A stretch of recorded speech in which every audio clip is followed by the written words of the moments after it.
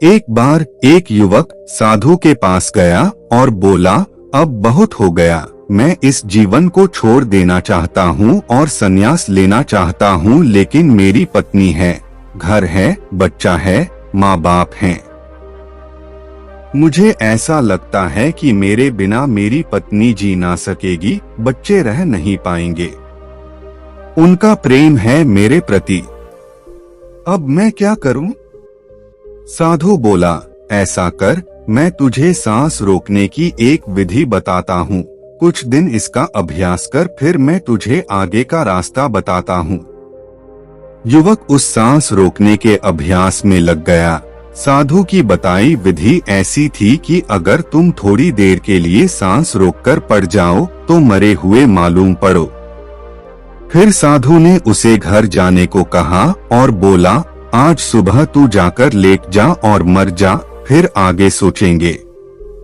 मैं आता हूँ तेरे पीछे। युवक घर गया और सांस रोकर लेट गया।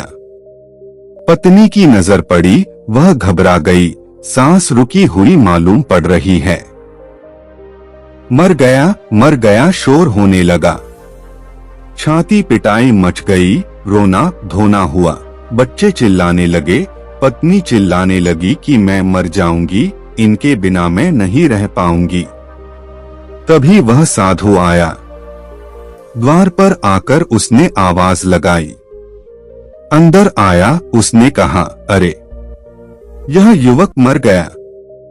मुझे लगता है कि अभी थोड़ा जान बाकी है, ये बच सकता है। अगर घर का कोई व्यक्ति इसके बदले मरने को राजी हो जाए तो मैं इसके प्राण वापस ला सकता हूँ। सन्नाटा हो गया।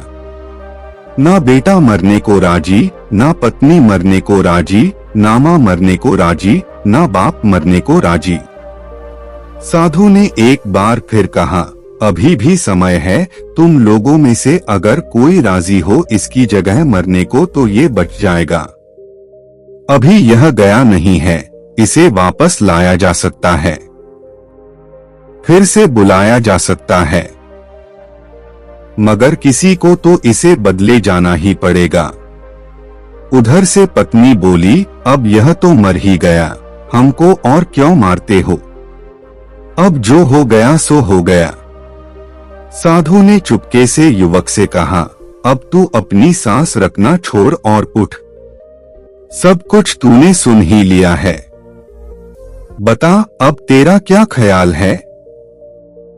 युवक बोला, जब ये लोग कहते हैं कि मर ही गए और इनमें से कोई मेरे बदले मरने को राजी नहीं, तो मैं मर ही गया। मैं आपके पीछे आता हूँ। अब उसे रोकना भी मुश्किल हुआ। पत्नी के पास कहने को कोई कारण भी ना बचा। ओशो कहते हैं, यह जीवन सिर्फ मोह से भरा है। तुम जिसे लगाव कहते हो वो सब मोह के ताने बाने हैं। उनको जरा गौर से तो देखो, पानी के बबूले हैं। यहाँ किसी का साथी नहीं, कोई यहाँ किसी का संगी नहीं। तुम अपनी ही आत्मा का भरोसा नहीं कर सकते और किसका भरोसा करोगे?